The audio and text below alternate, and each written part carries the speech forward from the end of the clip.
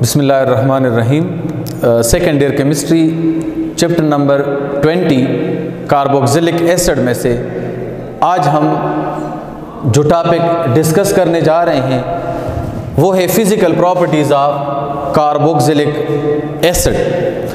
बेटा physical properties जो हैं that depend upon the intermolecular attractive forces. Physical properties किस पर डिपेंड करते हैं? वो डिपेंड करते हैं intermolecular attractive forces IMAF। Intermolecular attractive forces means that the force of attraction between the molecules. Molecule के दरमियान जो फोर्स ऑफ अट्रैक्शन है उसको क्या कहते हैं? Intermolecular attractive forces. Now intermolecular attractive forces are also known as van der Waals forces। van der Waals forces, these forces are also known as van der Waals forces। van der Waals forces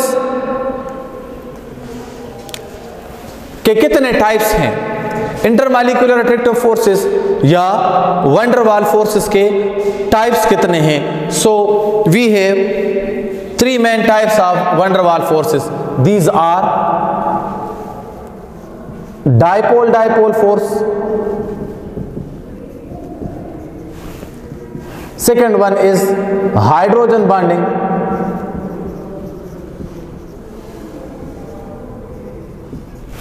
third one is London dispersion forces।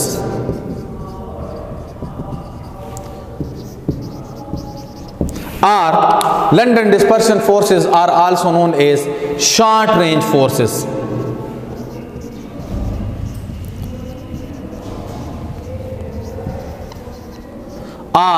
These are also known as instantaneous dipole, induced dipole forces।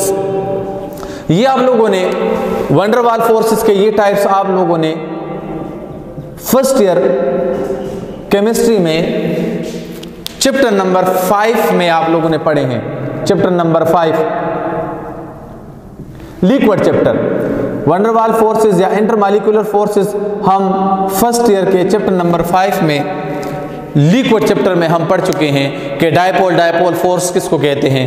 वो force जो कि polar molecule के partial positive and एक molecule के दूसरे molecule के partial negative and के बीच generate हो जाएं तो उस फोर्स को क्या कहते हैं? Dipole force.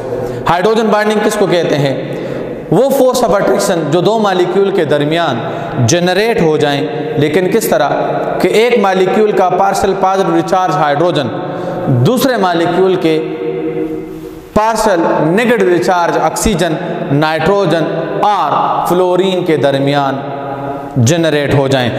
Simple is that hydrogen bond के लिए यहाँ पर मॉलिक्यूल का पोलर होना ज़रूरी है। हाइड्रोजन बॉन्ड के लिए जो मेन चीज़ हैं जो आपको मैं एक आसान सा हिंट दे रहा हूँ वो ये है कि वो मॉलिक्यूल जिसमें हाइड्रोजन के साथ क्या हो? नाइट्रोजन, ऑक्सीजन और फ्लोरीन अटैच हो। वो मॉलिक्यूल जिसमें हाइड्रोजन के साथ ऑक्सीजन, नाइट्रोजन और फ्लोरीन अटैच हो तो उन मॉलिक्यूल्स के दरमियान जो फोर्स ऑफ अट्रैक्शन होगा उसको हम क्या कहेंगे? हाइड्रोजन बॉन्डिंग कहेंगे। और थर्ड वन जो कि नॉन पोलर मॉलिक्यूल हैं, नॉन पोलर मॉलिक्यूल के दरमियान जो फोर्स ऑफ अट्रैक्शन है उसको हम कहते हैं क्या? London dispersion forces. लेकिन अगर आप देख लें एक बहुत मेजर एमसीक्यूज ईटा के पेपर में एमकेट, ईकेट और नस्ट में आते हैं कि dispersion forces are possible in all types of intermolecular forces. लेकिन बाज मॉलिक्यूल में अगर पोलर हैं और हाइड्रोजन बॉन्ड है तो उसमें डिस्पर्शन फोर्सेस परमानेंट होंगे, और अगर नॉन पोलर मॉलिक्यूल है तो उसमें डिस्पर्शन फोर्सेस जो है वो टेम्परेरी होंगे। They depend upon the distance of among the molecule. Now what is the order of intermolecular attractive forces, मतलब स्ट्रेंथ इंटरमॉलिक्यूलर अट्रैक्टिव फोर्सेस का जो ऑर्डर है वो क्या होगा स्ट्रेंथ के लिहाज से। तो अगर हम स्ट्रेंथ के लिहाज से देख लें तो हाइड्रोजन बॉन्ड जो है वो स्ट्रांग है as compare to dipole dipole forces, and it is stronger than, ये जो है it is stronger than, hydrogen bonding जो है वो स्ट्रांग है किस चीज से, लंदन डिस्पर्शन फोर्सेस से। London dispersion forces, hydrogen bond is stronger than dipole dipole force, dipole dipole force is stronger than London dispersion forces, but in some cases, कुछ cases ऐसे हैं कि लंदन डिस्पर्शन फोर्सेस जो हैं वो dipole dipole forces से strong हो जाते हैं। तो London dispersion forces particularly depend upon the polarizability of molecule,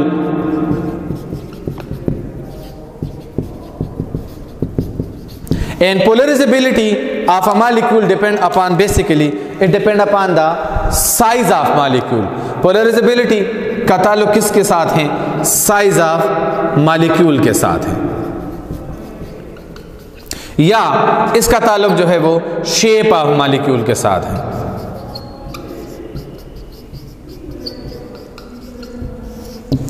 और ये जो दो फोर्सेस हैं they depend upon the electronegativity difference. London dispersion forces polarisability of molecule के ऊपर डिपेंड करता है, साइज ऑफ मॉलिक्यूल के ऊपर डिपेंड करता है। मतलब अगर मॉलिक्यूल का साइज बड़ा है पोलराइजेबिलिटी ज़्यादा होगी, लंदन डिस्पर्शन फोर्सेस स्ट्रांग होंगे। जिस तरह के हम कहते हैं कि अगर हम इसके एग्जांपल में जाएं, फ्लोरीन, क्लोरीन, ब्रोमीन, आयोडीन, तो अगर हम इसका बॉइलिंग पॉइंट देख लें तो फ्लोरीन का कम होगा क्लोरीन से, क्लोरीन का कम होता है ब्रोमीन से, ब्रोमीन का कम होता है आयोडीन से। All these molecule are non polar, but if the size of molecule is larger then its polarizability will be stronger, would be greater।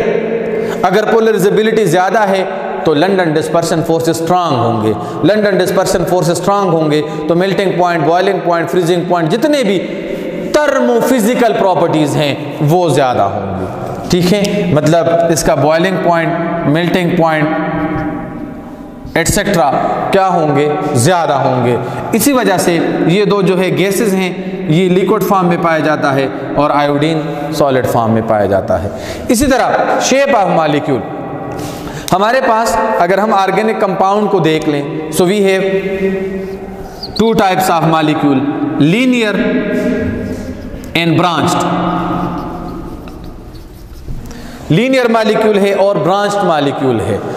अगर हमारा लेट सपोज मैं एग्जांपल ले रहा हूं किस चीज़ का, ब्यूटेन का, तो अगर हमारे पास इन ब्यूटेन है और दूसरा इसका ब्रांच आइसोमर है जिसको हम आइसोब्यूटेन कहते हैं, अगर चेन का साइज लार्जर है, शेप लीनियर है, तो फोर्स ऑफ अट्रैक्शन ज़्यादा होगा, लंदन डिस्पर्शन फोर्सेस स्ट्रांग होंगे, तो उस मॉलिक्यूल का boiling point, freezing point, density, viscosity ज़्यादा होंगे। मॉलिक्यूल वही है, मॉलिक्यूलर फार्मूला दोनों का C4H10 है, लेकिन एक का शेप है लीनियर और दूसरे का शेप है ब्रांच। जितने ब्रांचेस ज़्यादा होंगे फोर्स ऑफ अट्रैक्शन उतना ही कम होगा, पोलराइजेबिलिटी कम होगी, तो मेल्टिंग बॉइलिंग पॉइंट में भी क्या आएगा, डिक्रीज आएगा। ये तो हो गई है बात किस चीज से रिलेटेड, इंटरमॉलिक्यूलर अट्रैक्टिव फोर्सेस से रिलेटेड। बेटा अब हम आगे जाएंगे जिसमें हम डिस्कस करेंगे फिजिकल स्टेट। सो जिस तरह अभी आपको मैंने कह दिया कि फिजिकल स्टेट भी इंटरमॉलिक्यूलर अट्रैक्टिव फोर्सेस पे डिपेंड करता है। कैसे, यहां देख लेना, fluorine, chlorine, bromine, iodine, size बढ़ रहा है मॉलिक्यूल का तो फिजिकल स्टेट में क्या आ रहा है, चेंज आ रहा है। चेंज क्यों आ रहा है, क्योंकि अट्रैक्टिव फोर्सेस में इंक्रीज आ रहा है, पोलराइजेबिलिटी में इंक्रीज आ रहा है। पोलराइजेबिलिटी इंक्रीज होगी, फोर्स ऑफ अट्रैक्शन बढ़ेगा, फोर्स ऑफ अट्रैक्शन बढ़ेगा तो फिजिकल स्टेट क्या होता जाएगा, चेंज होता जाएगा। तो यहां पर अगर हम देख लें, अब पर्टिकुलरली हम कार्बोक्सिलिक एसिड की बात कर रहे हैं, तो कार्बोक्सिलिक एसिड आप देख लें, जनरल रिप्रेजेंटेशन इसका ये है। अभी आपको मैंने कहा वो कंपाउंड जिसमें ऑक्सीजन या नाइट्रोजन या फ्लोरीन हाइड्रोजन के साथ डायरेक्टली अटैच हो, उसमें क्या होगा?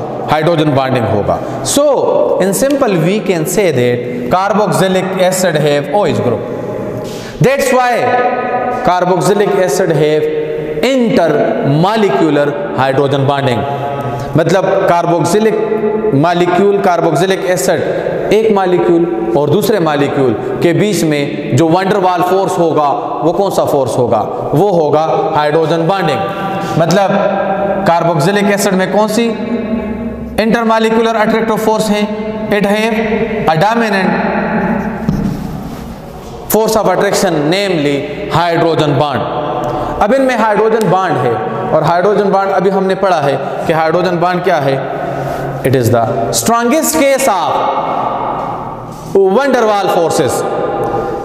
तो अगर ये स्ट्रॉन्गेस्ट केस है, इसका मतलब ये हुआ कि ये जिन मॉलिक्यूल में भी है वो ज्यादातर अमूमन किस फिजिकल स्टेट में होंगे? स्ट्रॉन्ग इंटरमॉलिक्यूलर फोर्स हैं, तो ये अमूमन लिक्विड या सॉलिड स्टेट में पाए जाते हैं। तो इसलिए लोअर मेंबर जो है, lower member mean carbon number 1 से लेकर कार्बन नंबर 10 तक, मतलब हमने इसका नोमेनक्लेचर पढ़ा है। Carbon number 1 mean HCOOH। इस कंपाउंड का नाम क्या है? मेथानोइक एसिड। दूसरा मेंबर है जिसमें कार्बन 2 होंगे, कार्बन 2 C2, मतलब CH3COOH, इसमें 2 कार्बन है, इसका नाम है इथेनोइक एसिड। इस तरह करते करते कार्बन नंबर 10 की तरफ जाते हैं, तो इसका क्या होगा? C9H17COOH। इस कंपाउंड का नाम क्या है? This one is known as decanoic acid. Decane तो ई रिप्लेस होगा बाय OIC एसिड, तो इसका नाम है decanoic acid. Decanoic acid, decanoic acid